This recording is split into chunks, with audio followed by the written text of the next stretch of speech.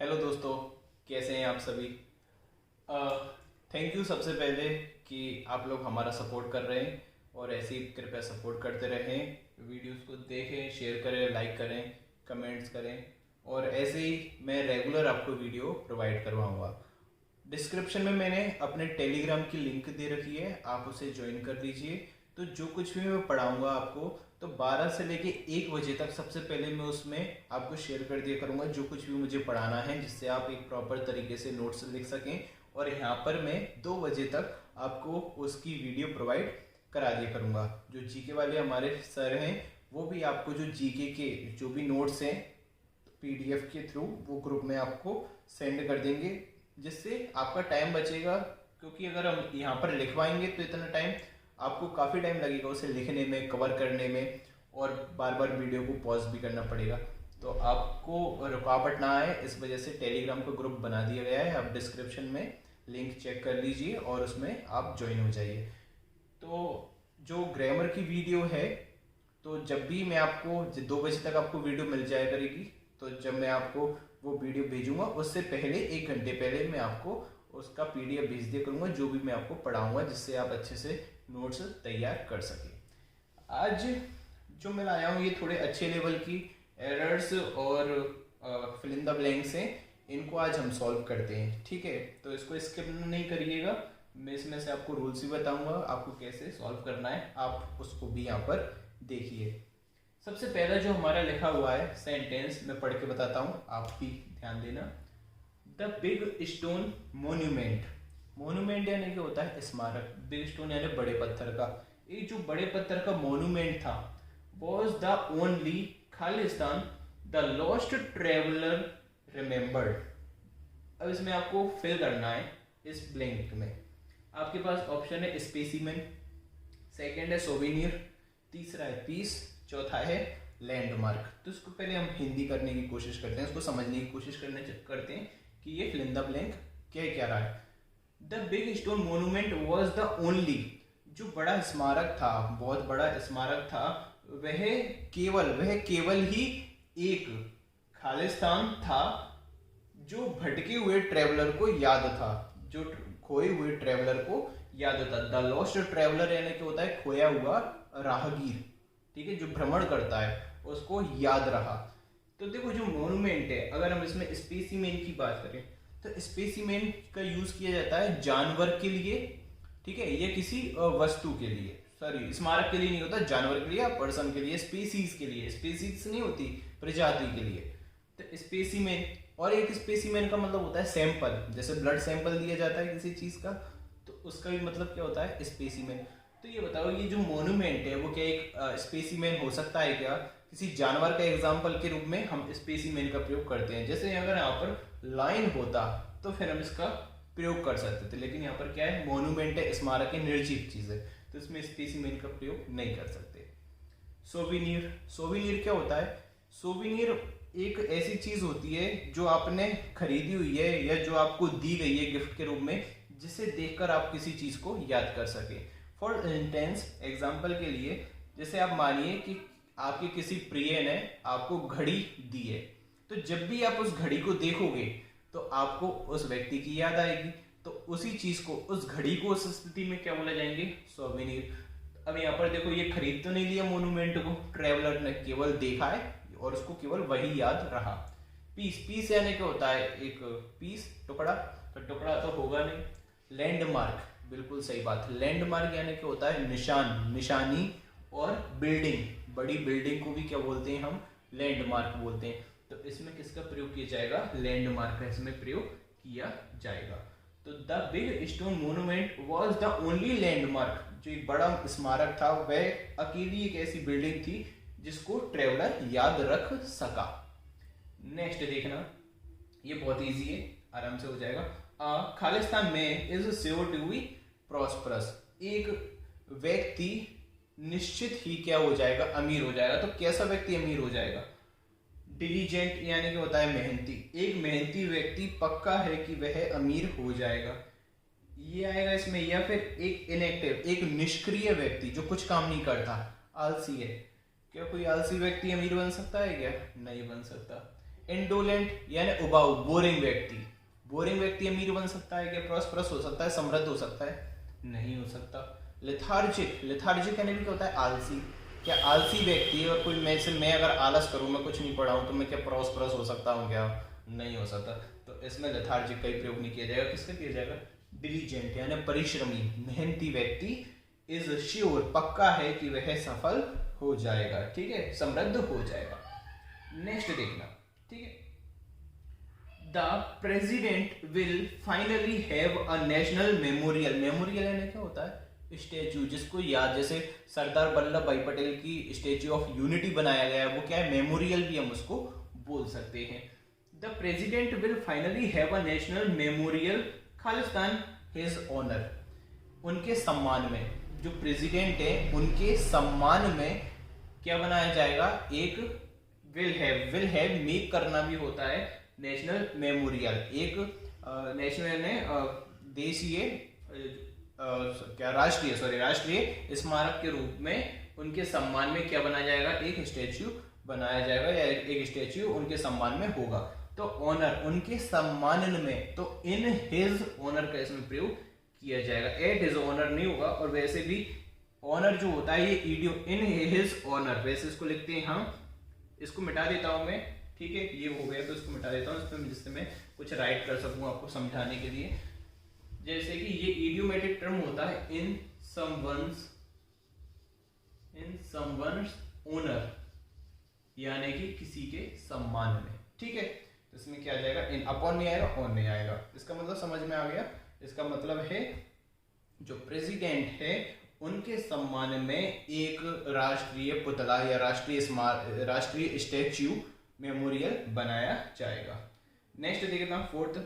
If Neha persists in telling lies to me, यदि नेहा लगातार मुझसे झूठ बोलती रही, I shall sue, sue her Khalistan cylinder, ठीक है, खालिस्तान सिलेंडर। अब देखना इसका क्या मतलब है। यदि नेहा मुझसे लगातार झूठ बोलती रही तो मैं नेहा को, स्यू का मतलब होता है कोर्ट में ले जाना। स्यू का मतलब क्या होता है? कोर्ट में ले जाकर क्लेम करना उस पर, ठीक है, प्रोसेस करना, ठीक है, या फिर ब्लेम करना, ठीक है। यदि नेहा मुझसे लगातार झूठ बोलती रही तो मैं उसको कोर्ट में ले जाऊंगी। किस चीज के लिए? सिलेंडर, मतलब कि जो वो गलत स्टेटमेंट दे रही है, झूठ बोल रही है, और साथ में सिलेंडर यानी कि होता है गलत स्टेटमेंट, ठीक है, रॉन्ग स्टेटमेंट, ठीक है, अपशब्द वगैरह जो भी है गलत वे में होता है। तो स्यू के साथ हम फॉर का प्रयोग करते हैं। किस चीज के लिए ले जाऊंगी? सिलेंडर के लिए ले जाऊंगी। यदि नेहा मुझसे लगातार झूठ बोलती है, परसिस्ट यानी क्या होता है? बरकरार रखना, मुझसे झूठ बोलना बरकरार रखती है, तो मैं उसे कोर्ट में उसके गलत स्टेटमेंट के बाबत ले जाऊंगी, ठीक है। तो इसमें किसका प्रयोग किया जाएगा? फॉर। याद रखना, स्यू के साथ हमेशा फॉर का प्रयोग किया जाता है। स्यू यानी क्या होता है? क्लेम करना या कोर्ट में ले जाकर उस पर आरोप लगाना, ठीक है। नेक्स्ट देखना, ये बहुत इंपॉर्टेंट है, इसको आप सॉल्व करने की कोशिश कीजिए। Please do not Khalistan an offer made by the chairman. आपके ऑप्शन हैं डिनाई, रिफ्यूज, रिफ्रेन, रिफ्यूजी। देखिए एक और बार, please do not Khalistan an offer made by the chairman. Deny, refuse, refrain, refuse. देखो अपन एलिमिनेट करते हैं। रिफ्यूज यानी होता है वो शरण देना किसी को। रिफ्यूज यानी क्या होता है? शरण देना। तो इसमें ऐसा है क्या कि कृपया शरण ना दीजिए ऑफर को जो चेयरमैन ने आपको दिया है, ऐसा तो नहीं होगा, तो रिफ्यूजी होगा नहीं। रिफ्यूजी का मतलब क्या? देखो ऑफर है, ऑफर को क्या किया जाएगा? या तो एक्सेप्ट किया जाएगा या फिर रिजेक्ट किया जाएगा, है ना, इनकार किया जाएगा। रेफ्रेन यानी क्या होता है? परहेज करना। तो रेफ्रेन यानी तो दूरी बनाए रखना होता है। तो क्या ऑफर से दूरी बनाए रखते हैं कि एल्कोहल से, शराब से दूरी बनाए रखते हैं? बिल्कुल सही बात, शराब से, स्मोकिंग से, इन सब से क्या किया जाता है? रिफ्रेन किया जाता है। और इसके साथ प्रीपोजिशन कौन सी आती है? फ्रॉम। जैसे कि मैंने लिख दिया रिफ्रेन फ्रॉम स्मोकिंग, ठीक है, परहेज करना किससे? स्मोकिंग से परहेज करना। नेक्स्ट देखना, रिफ्यूज यानी क्या होता है? मना करना। और डिनाई यानी भी क्या होता है? मना करना। अब ये दोनों आ गए, दोनों ये क्या है, सिनोनिम्स हैं एक दूसरे के। अभी आप क्या लगाओगे, डिनाई और रिफ्यूज में से? अब आपको लगेगा बिल्कुल सिनोनिम में ये एक दूसरे के, अगर सिनोनिम में आएगा तो आपको लगाना पड़ेगा। रिफ्यूज और डिनाई क्या होते हैं, सिनोनिम होते हैं। अब देखो मैं बोल के भी देखता हूँ हिंदी से, कृपया उस ऑफर को एक्सेप्ट, उस ऑफर को मना मत कीजिएगा जो चेयरमैन ने आपको दिया है। तो आपको मैं बताता हूँ, इसमें किया जाएगा रिफ्यूज। रिफ्यूज का प्रयोग किया जाता है किसी भी ऑफर को मना करने के लिए, याद रखना। रिफ्यूज का प्रयोग किया जाता है स्पेशली, ठीक है, ये दिया हुआ है डिक्शनरी के अंदर, रिफ्यूज का प्रयोग ऑफर को मना करने के लिए किया जाता है। और डिनाई, डिनाई का मतलब किसी चीज को एक्सेप्ट करने से मना करने के लिए किया जाता है। जैसे कि अगर आप मुझे कार दे रहे हो गिफ्ट के रूप में, तो मैं उसको क्या कर दूंगा, डिनाई कर दूंगा। लेकिन आप मुझसे अगर आप एक ऑफर दे रहे हो कि आपको ऑफर है कि आप आके ये कार ले लें, तो मैं उस ऑफर को डिनाई नहीं, मैं उसको रिफ्यूज करूंगा ऑफर को। दोनों में अंतर समझना। जैसे कि कोई ने आके मुझे महंगा आईफोन गिफ्ट देने की बोला कि मैं तुम्हें गिफ्ट दे रहा हूँ, तो मैं उसको क्या करूंगा, रिफ्यूज नहीं, डिनाई करूंगा। लेकिन अगर मुझे ऑफर दिया जाता है कि आप ले सकते हो, ये आप पर डिपेंड करता है कि आपको चाहिए या नहीं चाहिए। अब वो दे नहीं रहा मुझे जबरदस्ती, अब मुझे उसने चॉइस दे दी आपको चाहिए नहीं चाहिए, तो मैं उसको क्या करूंगा, रिफ्यूज करूंगा। वैसे इनमें कोई अंतर नहीं है, लेकिन इसमें स्पेशली ऑफर रख के दिया हुआ है, इसलिए आपको इसमें किसका प्रयोग करना पड़ेगा, रिफ्यूज का प्रयोग करना पड़ेगा। बहुत ही अनकंफर्टेबल हो रहा हूँ, थोड़ा सीधा बैठने की कोशिश करता हूँ, ठीक है। नेक्स्ट देखना, she jumped Khalistan the bar table, वह बार टेबल पर कूदी। क्या आएगा इसमें, अपॉन ऑप्शन में, अप ऑप्शन में, इन ऑप्शन में, इनटू है। अब बहुत से स्टूडेंट्स क्या है, देखो उन्होंने जंप, जंप तो इनटू ही लेता है, the cat jumped into the well, पानी में कूद गई, तो ये गलत है। इसमें किसका, देखो मैं आपको जंप का बताता हूँ, आपको जंप की प्रयोग आज आप देखिए तो आपका जंप बहुत अच्छे से क्लियर हो जाएगा। देखो ये है आपका जंप, यानी क्या होता है, कूदना। जंप यानी क्या होता है, कूदना। ये क्या है, कुआ, ठीक है। ये क्या है, टेबल। और ये क्या है, फेंस। फेंस है ना, पता है ना, सरहद लगी रहती है ना, जैसे बगीचे में कोई गाय भैंस अंदर नहीं आ जाए तो क्या लगा देते हैं हम, सरहद लगा देते हैं, वो है। तो देखो यदि कोई चीज ऊपर से नीचे की ओर कूदती है, ऊपर से नीचे की ओर कूदती है, तो इनटू का प्रयोग किया जाता है। जैसे कि मान चलो ये कुआ है, कुआ इतनी नीचे ही भी रहेगा ना, इधर स्थल होगा, तो बिल्ली यहाँ पर खड़ी है और बिल्ली अंदर कूद गई, ऊपर से नीचे की ओर कूदी, तो किसका प्रयोग किया जाएगा, इनटू का। अब बिल्ली यहीं पर नीचे खड़ी है, देखना बिल्ली नीचे है, और ये क्या है, टेबल। टेबल तो ऊंची होगी ना, बिल्ली नीचे है, अब बिल्ली को टेबल पर कूदना है, तो जब बिल्ली ऊपर कूदेगी तब आएगा upon, jumped upon, the cat jumped upon the table, the cat jumped into the table, the cat jumped upon the table. अब मुझे तो ऐसी जंप लगानी है कि मैं इसको पार कर जाऊं, फेंस को। ये सरहद है, सरहद को मैं क्या कर जाऊं, पार कर जाऊं, एक स्थान से ऐसे पार कर जाऊं। तो इसमें किसका प्रयोग किया जाएगा, इसमें ओवर का प्रयोग किया जाएगा। The cat jumped over the fence का प्रयोग किया जाएगा, पूरा पार कर जाने के लिए, ठीक है। यहाँ से कूद के उधर मोशन में चली गई, तो किसका प्रयोग करेंगे हम, ओवर का। तो तीन प्रयोग होते हैं जंप के, ऊपर से नीचे कूदने के लिए इनटू, नीचे से ऊपर कूदने के लिए अपॉन, और पार कर जाने के लिए ओवर का प्रयोग किया जाता है, ठीक है। तो इसमें देखो शी यानी कोई लड़की है, jumped Khalistan the bar table, table पर कूद गई, शराब पीली होगी, नशेड़ी होगी, कूद गई होगी, तो नहीं कूद जाते, जो बार की टेबल रखी रहते हैं, यहाँ पे शराब रखी रहते हैं, तो उधर ऊपर उछक के डांस करने लगते हैं, है ना। तो इसमें किसका प्रयोग किया जाएगा, अपॉन का प्रयोग किया जाएगा। अब बात करते हैं हम, कुछ एरर्स मैं लाया हूँ, इनको आप देखिएगा, ठीक है। ये इंटरनेट से ही ढूंढ कर लाया हूँ, उसमें कुछ गलत दिया हुआ था, तो मैं आपको आज अच्छे से समझाता हूँ। देखना पहली एरर देखना, द मैन डिसअपियर्ड, मैन कैसा हो गया, गायब हो गया, after he has committed a murder in the running train, जब उसने एक खून किया चलती हुई ट्रेन में। तो यहाँ पर देखना जो टेंस पहला दिया हुआ है, द मैन डिसअपियर्ड, इसको बोर्ड को थोड़ा इधर ले लेता हूँ मैं। द मैन डिसअपियर्ड कौन सा टेंस है, ये पास्ट इंडेफिनिट है, मेन है, इसके बाद वर्ब की कौन सी फॉर्म आ रही है, सेकंड फॉर्म आ रही है, वर्ब की सेकंड फॉर्म। और यहाँ पर क्या दिया हुआ है, प्रेजेंट दिया हुआ है, ही हैज दिया हुआ है, तो यहाँ पर क्या हो जाएगा, ही हैड हो जाएगा। जब एक टेंस पास्ट में दिया है तो दूसरा टेंस पास्ट परफेक्ट में जाता है, ना कि प्रेजेंट में। तो यहाँ पर ही की जगह पे हम किस, हैज की जगह पे किसका प्रयोग करेंगे, हम इसमें हैड का प्रयोग करेंगे। ठीक है, तो बिल्कुल सही है, ये वर्ब की सेकंड फॉर्म है, पास्ट में दिया हुआ है और यहाँ पर क्या आ जाएगा, हैड आ जाएगा। क्लियर है आपको? नेक्स्ट देखते हैं, बहुत इंपॉर्टेंट है ये तो, ठीक है, इसको नहीं सर्च कर लेना। This carpenter is the most skilled of all other carpenters in our workshop. ध्यान दीजिए क्या गलती है इसमें, कुछ दिखाई दे रही है आपको? नहीं तो आप बोलोगे ये तो हमें आती थी, ढूंढो। जिसको आ गई होगी बहुत अच्छी बात है, जिसको नहीं आई तो मैं बताता हूँ। अब यहाँ पर देखिए, this carpenter is the most skilled, degree कौन सी लगी हुई है, ये सुपरलेटिव डिग्री है, मोस्ट लगा हुआ है। 3 प्रकार की डिग्री होती है हमारी, पॉजिटिव, कंपैरेटिव और सुपरलेटिव। यहाँ पर कौन सी डिग्री लगी हुई है, सुपरलेटिव डिग्री लगी हुई है। जब भी सुपरलेटिव डिग्री का प्रयोग किया जाता है तो उसके साथ हम ऑल अदर का प्रयोग, ऑल अदर नहीं सॉरी, अदर का प्रयोग नहीं करते, अदर का प्रयोग नहीं किया जाता। ठीक है, इसमें क्या आएगा, this carpenter is the most skilled of all in our workshop. ना ही इसमें कारपेंटर का यूज किया जाएगा और ना ही इसमें अदर का प्रयोग किया जाएगा, क्योंकि प्रोनाउन का नियम होता है, नाउन का नियम होता है कि कोई भी नाउन 2 बार रिपीट नहीं होती।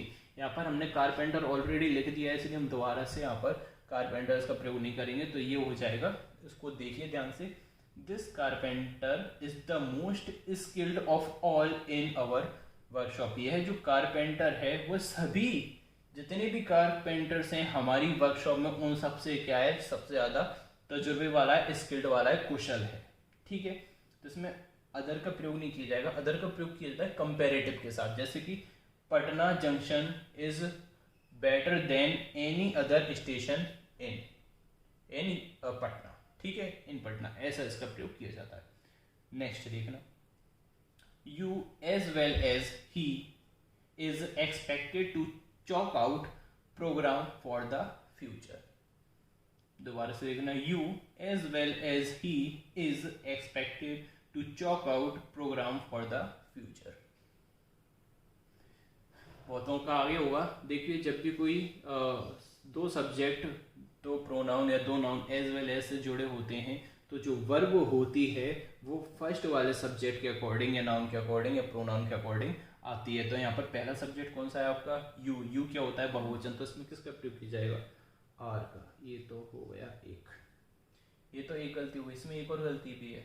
ये तो ठीक है, आपका ऑप्शन है सही हो जाएगा, क्योंकि वहां पर गलती है, वो बी पार्ट में ही गलती है, दूसरी यहाँ पर आएगा चॉकअप,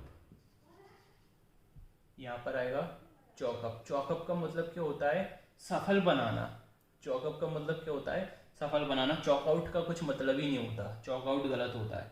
तो इसका देखो अर्थ देखना, आप और साथ ही साथ वह, आप दोनों को यह माना जाता है, ऐसा माना जाता है आप दोनों के लिए कि आप जो प्रोग्राम होगा फ्यूचर में उसको आप सफल बनाएंगे। फ्यूचर में जो प्रोग्राम होगा उसको आप क्या बनाओगे, सफल बनाओगे। चॉकअप यानी क्या होता है, किसी चीज को सफल बनाना। ठीक है, नेक्स्ट देखना, on arriving at the station my friend's father was there to greet us. मेरे स्टेशन के पहुंचने पर, सॉरी स्टेशन पहुंचने पर मेरे फ्रेंड के पापा वहां पर थे मुझे ग्रीट करने के लिए, अभिवादन करने के लिए। सही है क्या ये? देखिए आप, अगर मैं इसको हिंदी करूं तो इसकी हिंदी कैसी हो रही है। मैं 2 सेंटेंस बोलता हूं, तो आप बताना कौन सा सही है। पहला सेंटेंस इसके अकॉर्डिंग बोलता हूं, स्टेशन पहुंचने पर मेरे पापा वहां पर थे हमें ग्रीट करने के लिए, या हमारे स्टेशन पहुंचने पर, ऑन आवर अराइविंग हो जाएगा, हमारे स्टेशन पहुंचने पर मेरे फादर वहां पर थे हमें ग्रीट करने के लिए। वो मेरे दोस्त के फादर वहां पर थे हमें ग्रीट करने के लिए। या तीसरा, जब हम स्टेशन पहुंचे तो वहां पर मेरे दोस्त के फादर थे हमें ग्रीट करने के लिए। कौन सा सही है? थर्ड वाला, जो मैंने थर्ड वाक्य बोला, जब हम स्टेशन पहुंचे तो वहाँ पर मेरे दोस्त के फादर थे हमें अभिवादन करने के लिए, हमारा अभिवादन करने के लिए या हमें ग्रीट करने के लिए। तो इसमें ये पहला जो लिखा हुआ ए ये पूरा गलत है। इसमें क्या आएगा मिटा के, when we reached या अराइव लिखा हुआ था ना, when we arrived at the station। ठीक है, इसमें ऐसे नहीं करेंगे on our arriving at the station, गलत है। when we arrived at the station my friend's father was there to greet us।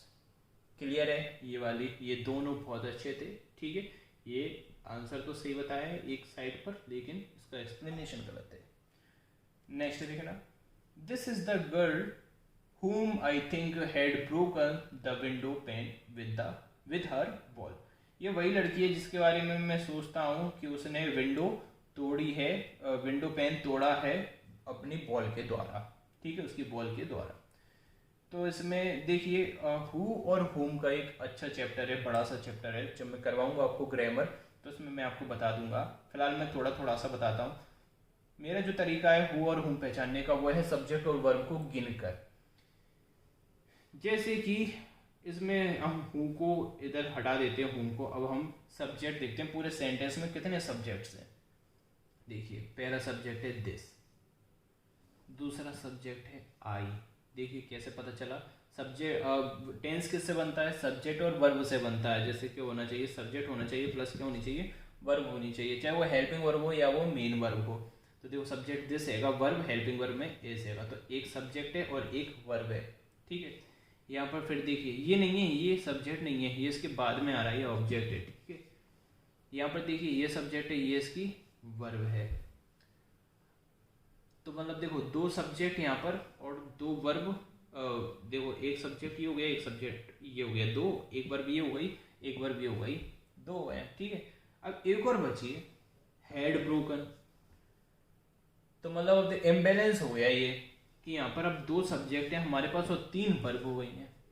तो इसको बैलेंस करने के लिए हमें एक और सब्जेक्ट चाहिए। तो आपको पता है हु क्या होता है, सब्जेक्ट होता है, और हुम क्या होता है, आपका ऑब्जेक्ट होता है।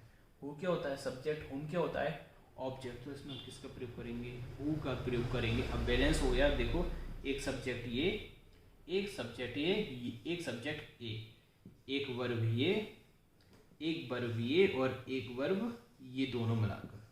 ठीक है, तो तीन वर्ब के लिए तीन सब्जेक्ट हुआ है, तो इसको हमने सॉल्व कर दिया। ठीक है, तो ये आज आपके लिए ये मैंने प्रैक्टिस करवा दी, इसको अच्छे से आप देख लेना। और कृपया देखिए, अगर आप अपना फीडबैक नहीं देंगे, आप लाइक्स नहीं करेंगे, आप शेयर नहीं करेंगे, तो हम डिमोटिवेट होंगे। हमें ऐसा लगेगा कि आपको शायद समझ में नहीं आ रहा, तो हम स्टॉप कर देंगे पढ़ाना। ठीक है, तो ये आपके ऊपर डिपेंड करता है कि आपको पढ़ना है या नहीं। ठीक है, हम मेहनत करते हैं। देखिए बोर्ड का मैं अरेंजमेंट करके लाया हूँ, और अभी तो आप बहुत अच्छा कर रहे हो, वीडियोस देखते हो, तो कृपया अपना फीडबैक बताइए अगर आपको अच्छा लगा है, अगर बुरा भी लगा है तो भी आप बताइए, तो हम कोशिश करेंगे अपने आप में सुधार लाने की। और टेलीग्राम आप ज्वाइन कर लीजिएगा, टेलीग्राम का लिंक मैंने डिस्क्रिप्शन में दे दिया है और पिन कमेंट में भी दे दूंगा उसका। और आज मैं आपको कोशिश करूँगा एक और वीडियो दे दूँ, मैं अपने सोर्स और अपने अनुभव आपसे बताऊंगा एसएससी स्टेनोग्राफर के रिगार्डिंग, जॉब के बारे में, जॉब प्रोफाइल के बारे में, प्रमोशन के बारे में, सभी चीज़ के बारे में आपको मैं बताऊंगा। ठीक है, तो नमस्कार।